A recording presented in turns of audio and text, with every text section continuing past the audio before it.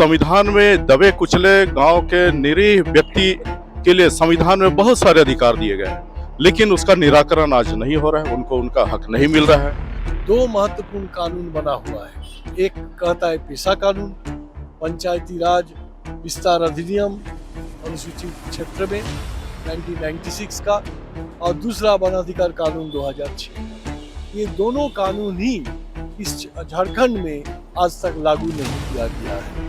तो ये संविधान का सीधा उल्लंघन है और संविधान का हत्या है।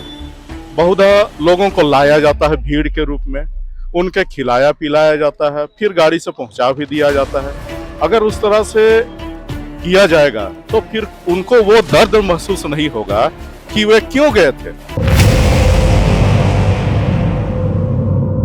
जोहार, मैं हूं अनुज बेसरा और आप देख रहे हैं लोकतंत्र 19।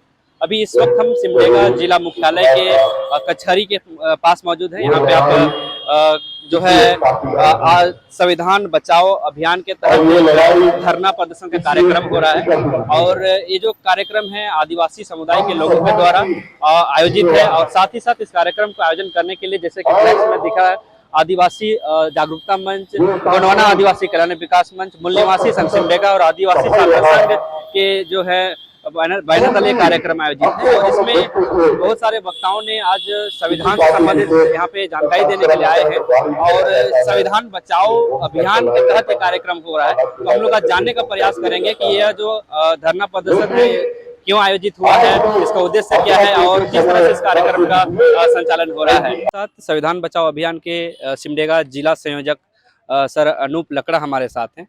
हम सर आपसे भी जानना चाहेंगे, सबसे पहले तो आपको लोकतंत्र 19 की ओर से जोहार।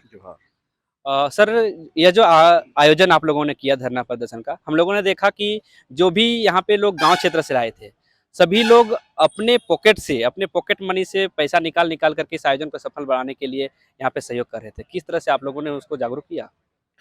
ये चूंकि संविधान बचाना ये प्रत्येक नागरिक का ये प्रथम कर्तव्य होता है इस देश के नागरिक होने के नाते, और यह देखा गया कि संविधान में दबे कुचले गांव के निरीह व्यक्ति के लिए संविधान में बहुत सारे अधिकार दिए गए हैं, लेकिन उसका निराकरण आज नहीं हो रहा है। उनको उनका हक नहीं मिल रहा है, जबकि उनके लिए बहुत सारी व्यवस्थाएं की गई हैं, लेकिन पता नहीं शासन व्यवस्था या यहाँ की नौकरशाही व्यवस्था के कारण उनका अधिकार से उन्हें वंचित होना पड़ रहा है।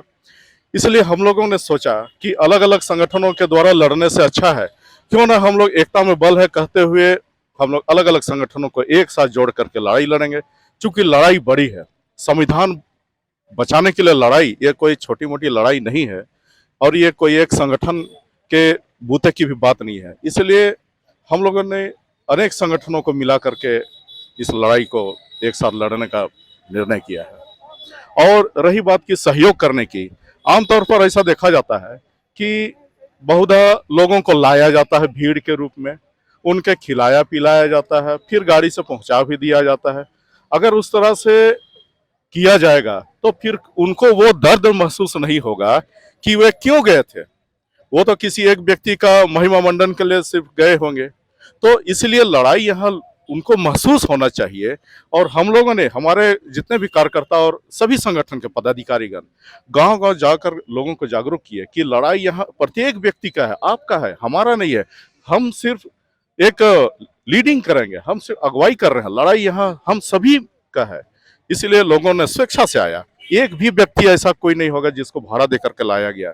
न सिर्फ वे आए बल्कि वे भूखे प्यासे रहे और भूखे प्यासे लौटे भी, और इस कार्यक्रम को सफल बनाने में जो भी छोटा मोटा यहाँ खर्च होता है उसको वे लोग निर्वहन करके भी गए हैं, स्वेच्छा दान भी दे करके गए हैं। सर, आज का जो ये कार्यक्रम है, आज का जो आयोजन तो सफल हो गया, अब आगे का आप लोगों का क्या रणनीति है? कहाँ तक आप लोग जाएंगे? ये लड़ाई तो बस आज शुरुआत है। चूंकि लड़ाई बड़ी है, मैंने पूर्व में ही कहा था, ये तब तक लड़ाई जारी रहेगी जब तक संविधान को मिटाने वाले जड़ से ना उखड़ जाएं, तब तक ये लड़ाई जारी रहेगा। और हम विश्वास है हम सबों को कि संविधान हम सभी मिल करके बचा के रहेंगे।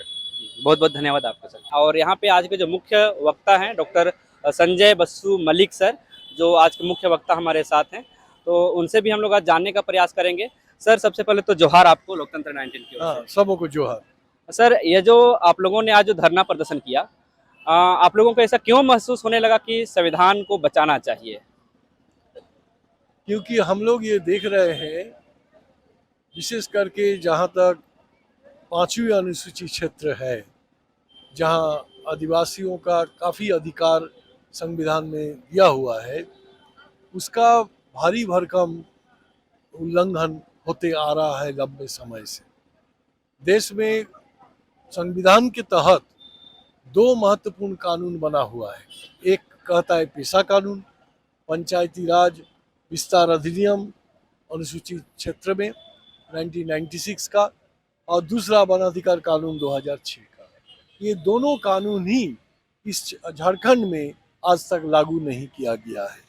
तो ये संविधान का सीधा उल्लंघन है और संविधान का हत्या है। तो इसको तो बचाना पड़ेगा। तो संविधान को अगर बचाना है तो ये कानून को लागू करना पड़ेगा। तो इसी आह्वान के साथ हमारे साथियों ने आज का ये सभा को बुलाई थी। जी सर, दूसरा चीज़ एक है कि यह जो देश है, सभी लोगों के लिए संविधान है और सभी लोगों को इसका पालन करना चाहिए। लेकिन जो हम लोगों ने देखा कि यह जो आयोजन है, इसमें खास करके जो एसटी, एससी, ओबीसी और माइनॉरिटी के लोग ज़्यादा हैं। तो बाकी लोगों को आप कहाँ पे देखते हैं संविधान बचाओ के मामले में? जिनके अधिकार को नहीं माना गया, वही लोग इसके खिलाफ आवाज उठा रहे हैं।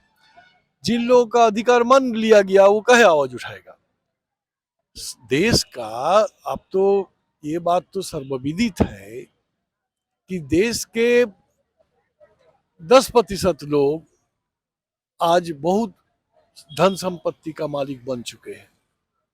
देश के 15-20% लोग उन्हीं लोगों के नजदीक है, उनका आर्थिक स्थिति भी काफी सुधार चुका है, बढ़िया हो गया है। लेकिन जो 80% लोग हैं, किसान, मजदूर,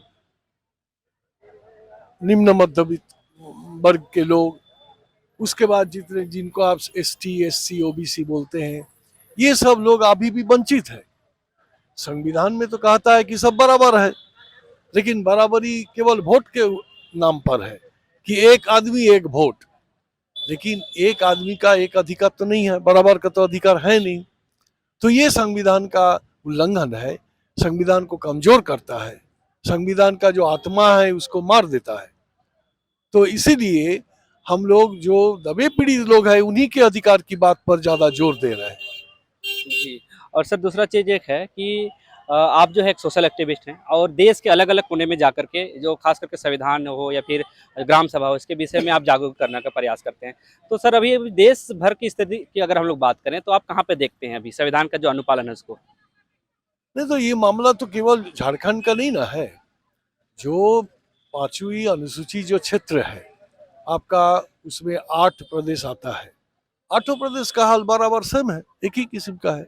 इसके बाहर भी जो क्षेत्र है, जैसा दक्षिण भारत में हम लोग जाते हैं, केरल बोलिए, तमिलनाडु, इधर तो आपका अनुसूचित क्षेत्र है नहीं। तो कर्नाटक अनुसूचित क्षेत्र नहीं है, लेकिन वहाँ के आदिवासी दलित का भी तो यही हाल है। तो रहे थे आज के जो धरना प्रदर्शन था संविधान बचाओ अभियान के तहत, यहाँ पे आप लोग देख पाएंगे। तो हम जितने भी यहाँ के वक्ता थे उनसे बात करने का प्रयास कर रहे थे और सूचना आप लोगों को पहुँचाने का प्रयास कर रहे थे कि इस प्रकार का आयोजन खास करके सिमडेगा जैसे सुदूरवर्ती क्षेत्रों में होना एक अलग ही संदेश देता है। तो आगे आप लोगों के साथ और अन्य जगहों पे मिलेंगे नई कहानियों के साथ। तब तक के लिए आप सभी को लोकतंत्र 19 की ओर से पुनः जोहार।